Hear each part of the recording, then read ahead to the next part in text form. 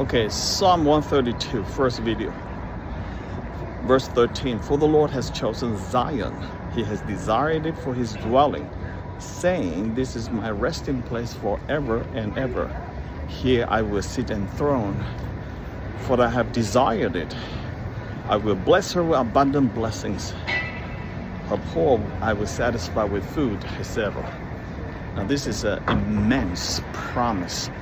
And the fact that God said the Lord has chosen Zion. What is Zion?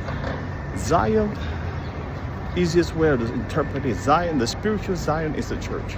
In other words, God has chosen the church. God has not only chosen the church, God has died for the church. And only to be resurrected to form a community, a family of God. That's why spiritual formation is so important. Now this is the thing.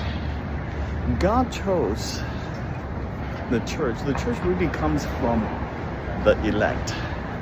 The better way to look at it is God. Why did God choose the elect? Okay, the nearest Bible verse is kind of mind-boggling. How would God make a decision to choose? In the Bible, the predestination or preordination theology says God chose because, not because you are mighty, for example, Israel.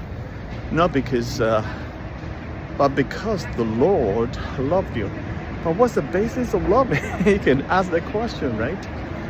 So the way to answer this is, in fact, there's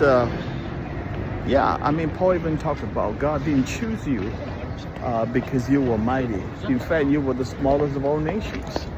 God chose you, because of Abraham, Isaac, Jacob. But why did God choose Abraham? Now, that's a good question now.